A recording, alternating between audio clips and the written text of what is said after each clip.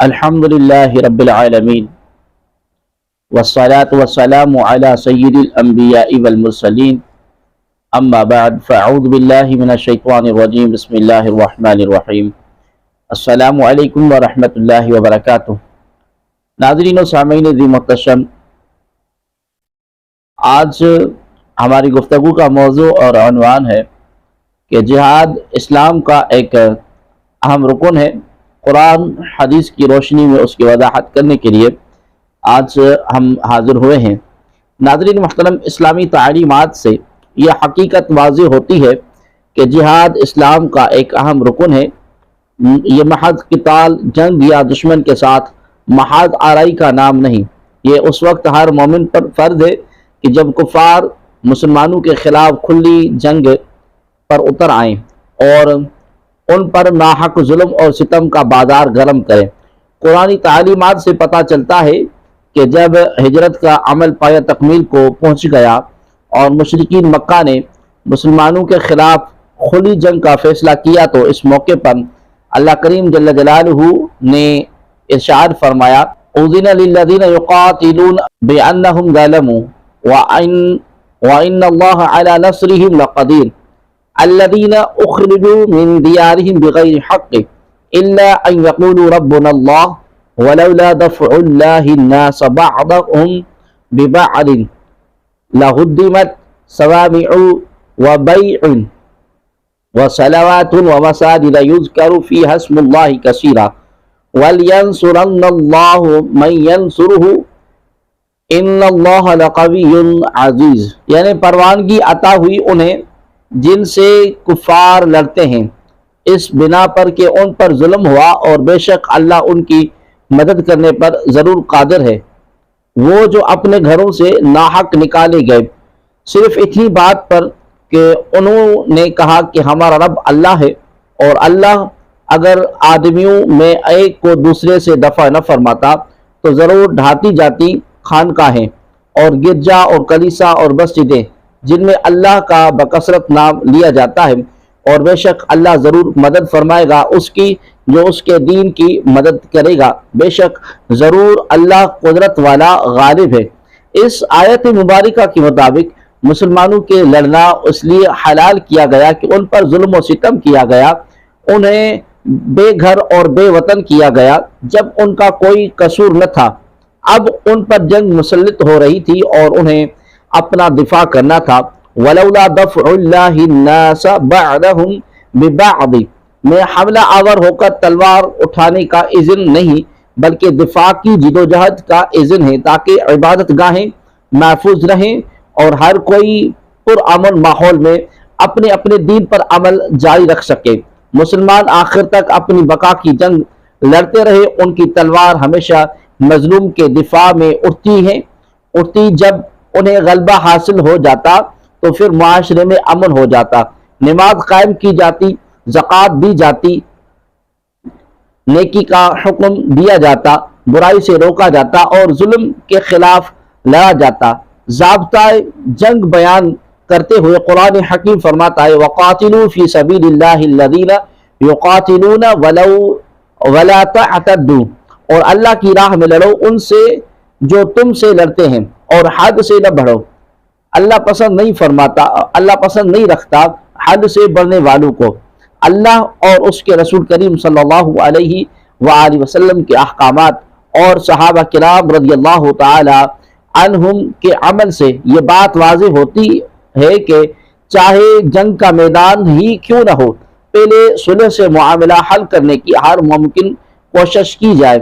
لیکن اگر دشمن صلح پر راضی نہ ہو اور معاشرے کا مظلوم طبقہ ظلم اور ستم کی چکی میں پس رہا ہو تو اس ظلم کو روکنے اور اس معاشرے میں امن اور امان کی صورتحال پیدا کرنے کے لیے لازمی ہو جاتا ہے کہ ظلم کے خلاف تادیبی اور انسدادی کاروائی عمل میں لائی جائے۔ ارشاد باری تعالی ہے: وَقَاتِلُوهُمْ حَتَّى لَا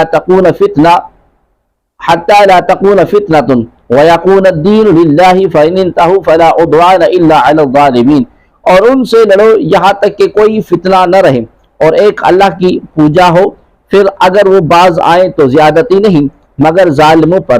یا ایھا النبی حرض المؤمنین علی القتال ان یکن منکم 20 صابرون یغلبون 200 وان یکن منکم 100 یغلبون 1000 من الذین کفروا بانہم قوم لا یفقہون. الآن خفف اللہ عنکم وعلم ان فیکم ضعفا فإن يكن منكم 100 صابرة يغلبوا 200 وإن يكن منكم 1000 يغلبوا 2000 بإذن الله والله مع الصابرين. یعنی اے غیب کی خبریں بتانے والے مسلمانوں کو جہاد کی ترغیب دو. اگر تم میں کوئی 20 صبر والے ہوں گے تو 200 غالب ہوں گے، 200 پر غالب ہوں گے. اور اگر تم میں کہ 100 ہوں تو کافروں کے 1000 پر غالب آئیں گے، اس لیے وہ سمجھ نہیں رکھتے. اب اللہ نے تم پر سے تخفیف فرما دی اور اسے معلوم ہے کہ تم کمزور ہو، تو اگر تم میں 100 صبر والے ہوں 200 پر غالب آئیں گے، اور اگر تم میں 1000 ہوں تو 2000 پر غالب آئیں گے اللہ کے حکم سے، اور اللہ صبر والوں کے ساتھ ہے. اس آیت مبارکہ میں اللہ تبارک و تعالی کی طرف سے وعدہ اور بشارت ہے کہ مسلمانوں کی جماعت صابر رہے تو مدد الہی سے 10 گنا کافروں پر غلبہ رہے گی، کیونکہ کفار جاہل ہیں اور ان کی جنگ سے غرض نہ حصول ثواب ہے نہ خوف عذاب. جانوروں کی طرح لڑتے بھرتے ہیں تو وہ للہیت کے ساتھ لڑنے والوں کے مقابل کیا ٹھہر سکیں گے. بخاری شریف کی حدیث میں ہے کہ یہ آیت نازل ہوئی تو مسلمانوں پر فرض کر دیا گیا کہ مسلمانوں کا ایک فرد 10 افراد کے مقابلے سے نہ بھاگے. پھر آیت الآن خفف اللہ نازل ہوئی تو یہ لازم کیا گیا کہ 100 مجاہدین 200 لوگوں کے مقابلے میں قائم رہے. حوالہ صحیح بخاری کتاب التفسیر. 10 گنا سے مقابلہ کی فرضیت منسوخ ہوئی اور 2 گنا مقابلہ سے بھاگنا ممنوع رکھا گیا. اس آیت میں مسلمانوں کو جہاد کی ترغیب دینے کے حکم سے معلوم ہوا کہ جہاد بہت اعلیٰ عبادت ہے جس کی رغبت دلانے کا نبی کریم صلی اللہ علیہ وسلم کو حکم دیا گیا. اور یہ بھی معلوم ہوا کہ جہاد کی ہر جائز طریقے سے رغبت دینا جائز ہے. غازی کی تنخواہ مقرر کرنا، اس کی بیوی بچوں کی پرورش کرنا، بہادروں کی قدر دانی کرنا، سب اس میں داخل ہے. اس آیت کے علاوہ قرآن پاک اور کئی آیات میں کفار سے جہاد کرنے کی ترغیب بیان کی گئی ہے. چنانچہ ارشاد باری تبارک و تعالی ہے یا ایھا الذین آمنوا هل ادلکم علی تجارۃ تنجیکم من عذاب علیم تؤمنون باللہ ورسولہ وتجاہدون فی سبیل اللہ باموالکم وانفسکم ذالکم خیر لکم ان کنتم تعلمون. اے ایمان والو، کیا میں تمہیں وہ تجارت بتا دوں جو تمہیں دردناک عذاب سے بچا لے؟ تم اللہ اور اس کے رسول پر ایمان رکھو اور اللہ کی راہ میں اپنے مالوں اور اپنے جانوں کے ساتھ جہاد کرو، یہ تمہارے لیے بہتر ہے اگر تم اپنا حقیقی نفع جانتے ہو. ایک مقام پر ارشاد فرمایا ان اللہ اشتری من المؤمنین انفسهم واموالهم بان لهم الجنہ یقاتلون فی سبیل اللہ فیقتلون ویقتلون. یعنی بے شک اللہ نے مسلمانوں سے ان کی جانیں اور ان کے مال اس بدلے میں خرید لیے کہ ان کے لیے جنت ہے. وہ اللہ کی راہ میں جہاد کرتے ہیں تو کافروں کو قتل کرتے ہیں اور شہید ہوتے ہیں. ایک جگہ ارشاد فرمایا یا ایھا الذین آمنوا ما لکم اذا قیل لکم انفروا فی سبیل اللہ اثاقلتم الی الارض ارضیتم بالحیاة الدنیا من الآخرة فما متاع الحیاة الدنیا فی الآخرة الا قلیل الا تنفروا يعذبكم عذابا علیما وَيَسْتَبْدِلْ قَوْمًا غَيْرَكُمْ وَلَا تَضُرُّوهُ شَيْئًا وَاللَّهُ عَلَى كُلِّ شَيْءٍ قَدِيرٌ. یعنی اے ایمان والو، تمہیں کیا ہوا جب تم سے کہا جائے کہ اللہ کی راہ میں نکلو تو زمین کے ساتھ لگ جاتے ہو؟ کیا تم آخرت کے بجائے دنیا کی زندگی پر راضی ہو گئے؟ تو آخرت کے مقابلے میں دنیا کی زندگی کا ساز و سامان بہت ہی تھوڑا ہے. اگر تم اللہ کی راہ میں کوچ نہیں کرو گے تو وہ تمہیں دردناک سزا دے گا اور تمہاری جگہ دوسرے لوگوں کو لے آئے گا اور تم اس کا کچھ نہیں بگاڑ سکو گے، اور اللہ ہر شے پر قادر ہے. کثیر احادیث مبارکہ میں بھی جہاد کی ترغیب دی گئی ہے. ان میں سے چند ہم یہاں پر عرض کرتے ہیں۔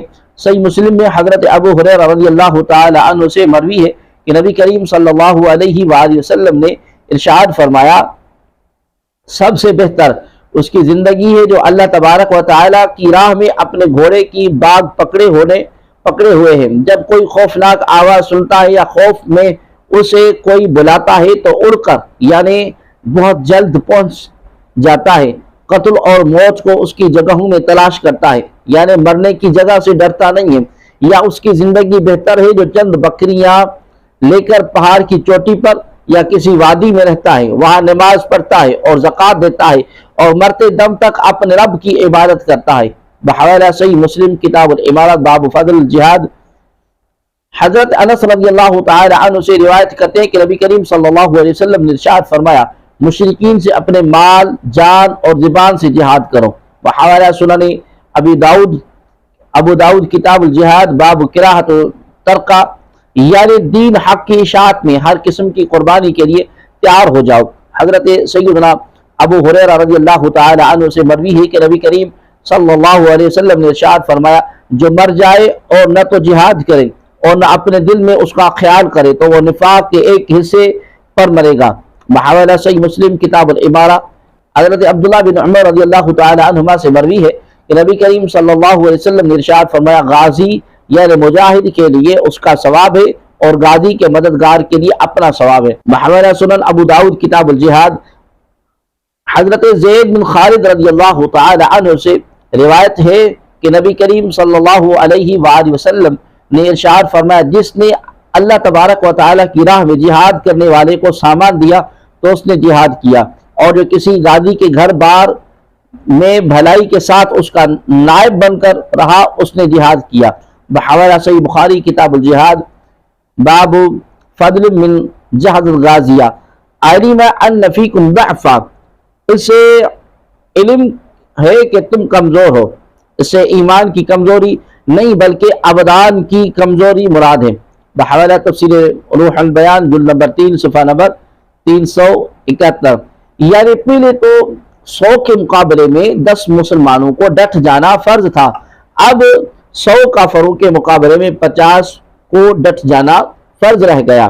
کفار کی طاقت سے مرعوب اور راہ الہی میں قربانی پیش کرنے سے کنارہ کش لوگ جب قرآن مجید میں آیات جہاد پڑھتے ہیں اور انہیں کلام اللہ کی پوری صورتیں فریضہ جہاد کے بارے میں نظر آتی ہیں، اسی طرح وہ نبی پاک صلی اللہ علیہ وسلم کو کبھی بدر کے میدان میں اور کبھی احد پہاڑ کے دامن میں کھڑے دیکھتے ہیں، کبھی پیارے آقا کریم صلی اللہ علیہ وسلم انہیں مدینہ منورہ کے ارد گرد خندق کھودتے ہیں، بنو قریظہ کی قتل کا حکم دیتے ہیں، خیبر اور مکہ مکرمہ پر چڑھائی کرتے ہیں، اور کبھی سینکڑوں میل دور تبوک کی طرف سفر کرتے نظر آتے ہیں، تو ان کی یہ ہمت اور جرت تو نہیں ہوتی کہ فریضہ جہاد کا انکار کر دیں یا اس کے شرعی معنی کو بدل کر ہر نیکی کے کام کو جہاد قرار دے ڈالیں، تو اس کے لیے وہ ایک نئی گمراہی کے راستے کا انتخاب کرتے ہیں۔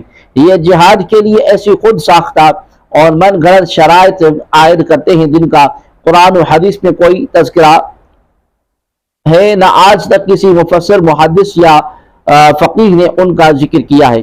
وہ ان مظلوم مسلمانوں کو جو کفار کے ظلم اور ستم کا شکار ہو، بجائے جہاد کی تلقین کرنے کے الٹا ان کو مسلح جدوجہد کو صرف اس لیے غلط قرار دیتے ہیں کہ یہ کسی منظم جدوجہد، یہ کسی منظم حکومت کے ماتحت نہیں ہے، گویا جب تک ان کی منظم حکومت وہ بھی ان نام نہاد دانشوروں کی نظر میں صرف وہی ہے کہ حکومت ہوگی جسے کفار تسلیم کر لیں، قائم نہیں ہوتی، تب تک ان کا کام صرف مار کھانا اور ظلم سہنا ہی ہے۔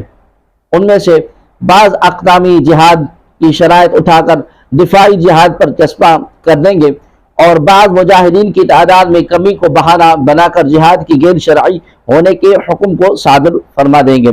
کچھ حضرات استطاعت اور مقابلے کی طاقت نہ ہونے کو بہانہ بنا کر جہاد سے پہلو تہی کریں گے، حالانکہ جہاد کے لیے استطاعت اور تربیت حاصل کرنا یہ بھی تو خود ایک فرض ہے۔ کچھ لوگ ایسے بھی ملیں گے جو باقی تو پورے مدنی دور کے دین پر عمل کریں گے، لیکن صرف جہاد کو چھوڑنے کے لیے فوراً الٹی کلا بازی لگا کر مکی دور میں پہنچ جائیں گے۔ اگر ان لوگوں کی پھیلائی ہوئی غلط فہمیوں کا الگ الگ جائزہ لیا جائے جو ہے کہ ہمارے گھنٹوں تک ویڈیوز ہمارے چلے جائیں گے۔ اس لیے فقیر اصولی طور پر ظاہری زمانہ نبی صلی اللہ علیہ وسلم سے صرف چند ایسے مستند واقعات پیش کرتا ہے جن سے خود بخود ان لوگوں کی بے بنیادی خیالات کی تردید ہو جاتی ہے۔ صلح حدیبیہ کی شرائط میں سے ایک شرط یہ بھی تھی کہ قریش کا جو آدمی اپنی سرپرست کی اجازت کے بغیر یعنی بھاگ کر محمد کریم صلی اللہ علیہ وسلم کے پاس جائے گا، محمد کریم صلی اللہ علیہ وسلم اسے واپس کریں گے۔ جب نبی کریم صلی اللہ علیہ وسلم مدینہ واپس تشریف لے آئے تو ابو بصیر رضی اللہ تعالی عنہ نامی ایک مکی صحابی جنہیں مکہ میں اذیتیں دی جاتی تھی وہ چھوٹ کر بھاگ نکلے۔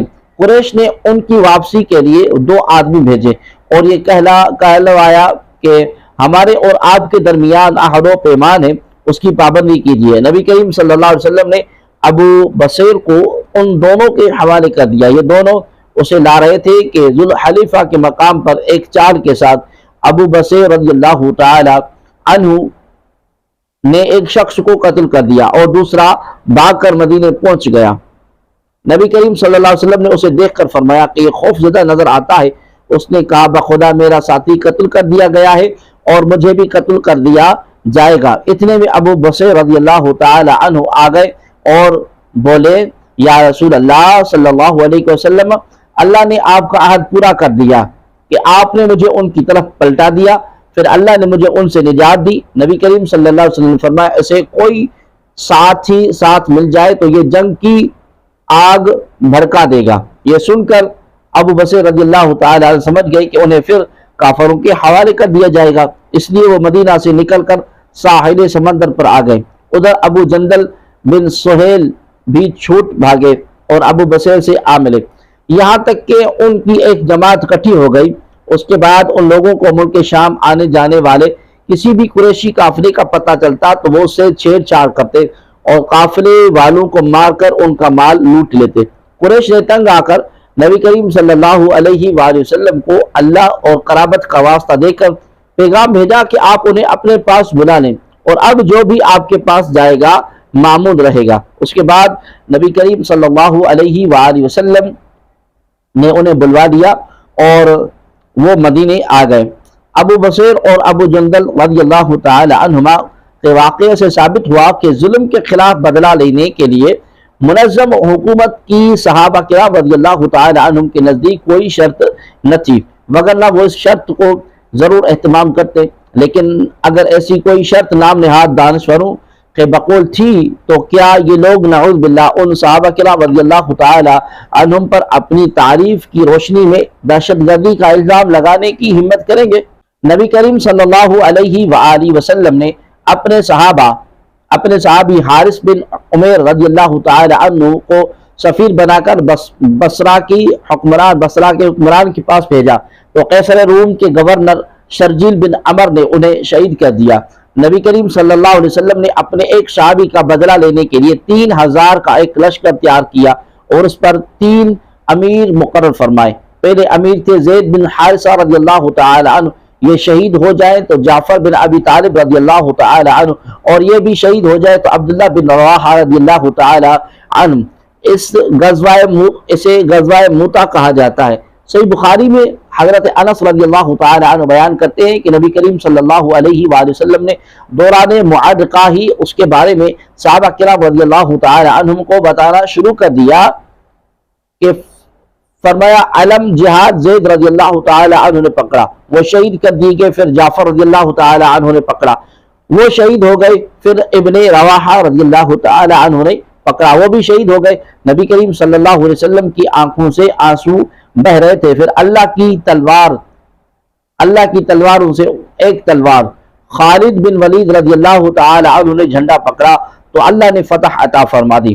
فتح الباری میں ہے کہ ابو قتادہ رضی اللہ تعالی عنہ کی حدیث ہے ثم اخذ اللواء خالد بن ولید ولم یکن من الامراء وهو امیر نفس، پھر خالد رضی اللہ تعالی عنہ نے جھنڈا پکڑا اور وہ مقرر نہیں کیے گئے وہ خود ہی امیر بن گئے۔ پھر نبی کریم صلی اللہ علیہ وسلم نے دعا فرمائی، اللہم ہوا سیف من سیوفک فانصرہ، اے اللہ یہ تیری تلواروں میں سے ایک تلوار ہے تو اس کی مدد فرما دے۔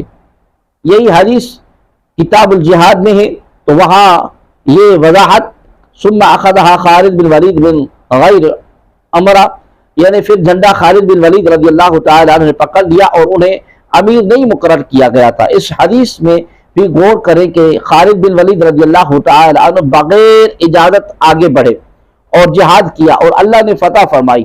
نبی کریم صلی اللہ علیہ وسلم کو پتہ چلا کہ تو نبی پاک صلی اللہ علیہ وسلم نے دعا فرمائی۔ خالد بن ولید رضی اللہ تعالی عنہ فرماتے ہیں اس دن 9 تلواریں میرے ہاتھ سے ٹوٹی تھی۔ سنن ابو داؤد میں عوف بن مالک الاشجعی رضی اللہ تعالی عنہ کی روایت سے پتہ چلتا ہے کہ نبی کریم صلی اللہ علیہ وآلہ وسلم نے اس غزوہ میں حضرت خالد بن ولید رضی اللہ تعالی عنہ کو واپسی پر اپنی طرف سے مقرر کردہ امیر ہی قرار دیا۔ سن 4 ہجری کو نبی کریم صلی اللہ علیہ وسلم کے پاس عدل اور قارا قبائل کی کچھ لوگ حاضر ہوئے اور عرض کیا کہ آپ کچھ لوگوں کو دین سکھانے اور قرآن کی تعلیم دینے کے لیے ہمارے ہمراہ روانہ کیجیے۔ آپ نے کچھ لوگوں کو سیدنا عاصم بن ثابت رضی اللہ تعالی عنہ کی عمارت میں روانہ کر دیا۔ جب یہ لوگ رجیع نامی چشمے پر پہنچے تو مذکورہ قبائل کے افراد نے قبیلہ حضیر کی ایک شاخ بنو لحیان کو ان کے پیچھے لگا دیا۔ بنو لحیان کے تقریباً 100 تیر انداز ان کے نشانات قدم دیکھتے ہوئے ان صحابہ تک پہنچے۔ صحابہ کرام ایک ٹیلے پر پناہ گزین ہو گئے۔ بنو لحیان نے انہیں گھیرے میں لے کر کہا کہ تمہارے لیے عہد و پیمان ہے، اگر تم ہمارے پاس اتر آؤ تو ہم تمہارے کسی آدمی کو قتل نہیں کر دیں گے۔ سیدنا عاصم نے اترنے سے انکار کر دیا اور اپنے رفقا سمیت ان سے جنگ شروع کر دی۔ بالآخر 7 صحابہ رضی اللہ تعالی عنہم شہید ہو گئے۔ بنو لحیان نے اپنا عہد و پیمان پھر دہرایا تو باقی 3 صحابہ ان کے پاس اتر آئے، لیکن انہوں نے قابو پاتے ہی بدعہدی کی اور انہیں اپنی کمانوں کی تان سے باندھ دیا۔ اس پر تیسرے صحابی نے یہ کہتے ہوئے کہ یہ پہلی بدعہدی ہے ان کے ساتھ جانے سے انکار کر دیا تو انہوں نے اسے بھی شہید کر ڈالا اور باقی 2 صحابہ کو مکہ لے کر بیچ دیا۔ بحوالہ صحیح بخاری۔ مذکورہ واقعے سے ثابت ہوا کہ اگر کہیں 3 مسلمان بھی ہوں تو وہ ایک کو اپنا امیر مقرر کر کے ظلم کے خلاف جہاد کا راستہ اختیار کریں گے اور اسلام انہیں اپنے دفاع میں لڑنے کا حق دیتا ہے۔ ظاہری عہد نبی صلی اللہ علیہ وسلم میں شہر بن بازان صحابی رضی اللہ تعالی عنہ یمن کے گورنر مقرر تھے، لیکن ان کی وفات پر اسود عنسی نے نبوت کا دعویٰ کر دیا اور اپنی قوم کو لے کر صنعاء دارالحکومت پر قبضہ جما لیا اور بازان کی بیوی مرزبانہ کو زبردستی اپنے حرم میں شامل کر لیا۔ اس طرح ایک اسلامی علاقہ کفار کے تسلط میں چلا گیا۔ چنانچہ فیروز دیلمی، قیس بن عبد یغوث دادویہ رضی اللہ تعالی عنہم اور کچھ دیگر صحابہ رضی اللہ تعالی عنہم نے مرزبانہ کے ساتھ مل کر اسود عنسی کے خلاف کاروائی کا پروگرام تشکیل دیا۔ حسب پروگرام پر مرزبانہ نے اس رات اسود عنسی کو بہت زیادہ شراب پلا کر مدہوش کر دیا، جبکہ دیگر صحابہ رضی اللہ تعالی عنہم نے اس کے محل کی دیوار میں نقب لگایا اور اندر جا کر اسود عنسی کو قتل کر دیا۔ چنانچہ اس طرح اسود عنسی کے غاصبانہ تسلط کا خاتمہ ہو گیا۔ صحیح روایت کے مطابق نبی کریم صلی اللہ علیہ وآلہ وسلم نے بذریعہ وحی اپنے صحابہ رضی اللہ تعالی عنہم کو اس غوریلا کاروائی سے مطالعہ کیا، اور جب یہ خبر یمن سے مدینے پہنچی تو ابو بکر خلیفہ بن چکے تھے۔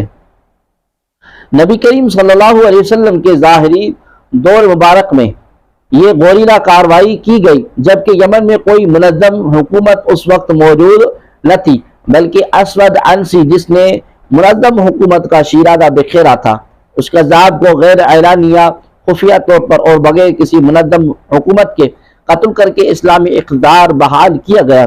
ان تمام واقعات میں غور کریں تو موجودہ دور میں جب جہاد مسلمانوں کے لیے سانس لینے سے زیادہ ضروری ہو گیا ہے، جہاد کے خلاف جتنے وساوس اور شبہات پیدا کیے جاتے ہیں، یہ سب مکڑی کے جال سے زیادہ کمزور ثابت ہوں گے۔ یہاں یہ ضرور یاد رکھنا چاہیے کہ کبھی اہل حق کے درمیان امور مجتہد فیہا میں نصوص کی ثبوت اور تطبیق کے بابت اختلاف ہو جاتا ہے، لیکن اس کا مقصد کسی فریضے کا انکار اس میں بے جا تعویل یا اسے معطل کرنا نہیں ہوتا، بلکہ شرعی دلائل کی روشنی میں شرعی حدود کے اندر اپنی راہ کا اظہار کرنا مقصد ہوتا ہے۔ ایسی صورت میں کسی کی تفسیق اور تدلیل درست نہیں ہے۔ کچھ لوگوں کا جہاد کے ساتھ یہ بھی عجیب رویہ ہے کہ اتنی عظمت والا عمل جو فرائض اسلام میں سے ہے، یہی تمام مفسرین، محدثین اور فقہاء کا متفقہ فیصلہ ہے۔ اس کی اہمیت کو امت مسلمہ کے دلوں سے خرچ کر نکالنے کے لیے چند ایسی روایات کا سہارا لیتے ہیں جو یا تو بے بنیاد اور من گھڑت ہوتی ہے، یا ان کا صحیح مفہوم نظر انداز کر کے خواہ مخواہ انہیں جہاد کے مقابلے میں پیش کر دیا جاتا ہے۔ حالانکہ آسان سی بات ہے کہ جب جہاد کی فرضیت، ترک جہاد پر وعیدیں اور مجاہدین کے فضائل، یہ سب کچھ قرآن مجید کی آیات مبارکہ اور صحیح احادیث مبارکہ سے ثابت ہیں، تو پھر دین اسلام کے کسی اور عمل کو اس کے مقابلے میں لانے کی کیا ضرورت ہے؟ دین اسلام کے جتنے بھی احکامات ہیں سب پر عمل ضروری ہے۔ تمام اعمال کے اپنے اپنے فضائل ہیں۔ نبی کریم صلی اللہ علیہ وسلم اور آپ کے صحابہ کرام رضی اللہ تعالی عنہم نے یہ تمام کام بھی کیے ہیں اور ساتھ جہاد بھی کیا۔ پھر آج کے کسی مسلمان کے لیے کیسے جائز ہو گیا کہ وہ کسی ایک کام کا انتخاب کر لے اور باقی کا انکار کر دے، یا اس کی اہمیت اور عظمت کو کم کرنے کی مذموم کوششوں میں مصروف ہو جائے؟ اگر دشمن یعنی کفار مسلمانوں کے کسی بارڈر پر حملہ کر دیں تو صاحب رد مختار لکھتے ہیں کہ اگر دشمن یعنی کفار مسلمانوں کے کسی بارڈر پر حملہ کر دیں تو ہر اس شخص پر جو دشمن سے قریب ہو جہاد فرض عین ہو جائے گا، البتہ جو لوگ ان سے پیچھے دشمن سے دوری پر واقع ہوں جب تک ان کی ضرورت نہ ہو تو ان پر فرض کفایہ ہوگا، اور اگر ان کی ضرورت محسوس کی جانے لگے بعید طور کے جو لوگ دشمن سے قریب ہوں وہ دشمن سے لڑنے پر قادر ہی نہ ہوں، یا قادر تو ہوں لیکن سستی کرنے لگے اور جہاد نہ کریں، پس ایسی حالت میں ان لوگوں پر جو ان کے قریب ہوں جہاد اسی طرح فرض عین ہو جائے گا جیسے نماز روزہ۔ ان لوگوں کو جہاد چھوڑ دینے اور بیٹھے رہنے کی اجازت نہیں ہوگی، اور پھر اس ترتیب سے تمام دنیا کے مسلمانوں پر مشرق سے مغرب تک جہاد فرض عین ہو جائے گا۔ بحوالہ رد محتار المعروف بالشامی جلد نمبر 3 صفحہ نمبر 238۔ کفار جب کسی شہر میں حلہ بول دیں، جیسا کہ اس وقت فلسطین اور مقبوضہ کشمیر میں کفار نے حلہ بول دیا ہے، تو اس حالت میں جہاد فرض عین ہو جائے گا۔ علامہ کاسانی رحمۃ اللہ تعالی علیہ بدائع الشرح میں لکھتے ہیں کہ پس جب نفیر عام ہو جائے، اس طرح کی کفار کسی شہر پر حلہ بول دے تو اس حالت میں جہاد فرض عین ہو جائے گا، بشرط قدرت ہر ایک مسلمان پر فرض ہوگا۔ اللہ تبارک و تعالیٰ کے اس فرمان کی وجہ سے نکل پڑو اللہ کی راہ میں کفار سے لڑنے کے لیے، بلکہ ہلکے ہو یا بوجھل۔ کہا گیا کہ یہ آیت پاک نفیر عام کے لیے نازل ہوئی ہے، اور اللہ تبارک و تعالیٰ کے اس قول کی وجہ سے نہ چاہیے مدینے والوں کو اور ان کے گرد و نواح گواروں کو نہ وہ پیچھے رہ جائیں رسول اللہ صلی اللہ علیہ وسلم کے ساتھ سے، اور نہ یہ اپنی جان کو نبی کی جان پر چاہیں یعنی ترجیح دیں۔ پارہ نمبر 10 رکوع نمبر 14۔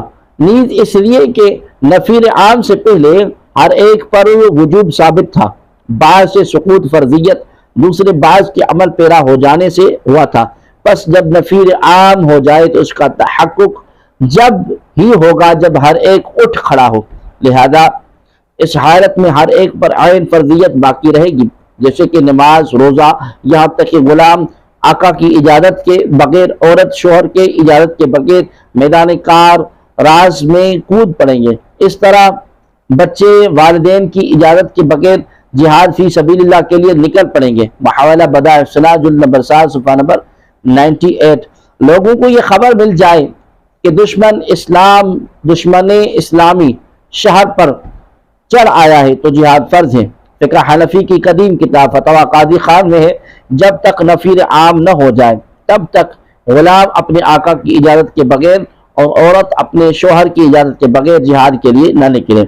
البتہ جب نفیر عام ہو جائے اور لوگوں کو یہ خبر مل جائے کہ دشمن اسلامی شہر پر چڑھ آیا ہے تو بدون اذن ہی جہاد کے لیے نکلنا ضروری ہے۔ نیز جب مسلمانوں کی جان یا اولاد یا مال خطرے میں پڑ جائیں تو آدمی کو بغیر والدین کے اجازت کے نکلنا درست ہے، اور نابالغ بچے کے لیے نفیر عام کے وقت جہاد میں شریک ہونے میں کوئی حرج نہیں ہے، اگرچہ اس کے والدین منع بھی کریں، اور اگر روم والے حملہ کر دیں تو ہر اس شخص پر جہاد میں جا سکتا ہو اور اس کے پاس سواری اور سفر خرچ کا انتظام ہو۔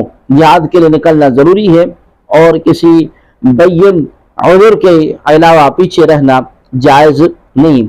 اگر ایک مسلمان عورت مشرق میں قید کر دی گئی تو مغرب میں رہنے والے مسلمانوں پر فرض ہے کہ اس کو کفار کی قید سے چھڑائیں۔ بحوالہ الفتویٰ خانیہ الموضوع بہا فتویٰ ہندیہ جلد نمبر 5 صفحہ نمبر 559۔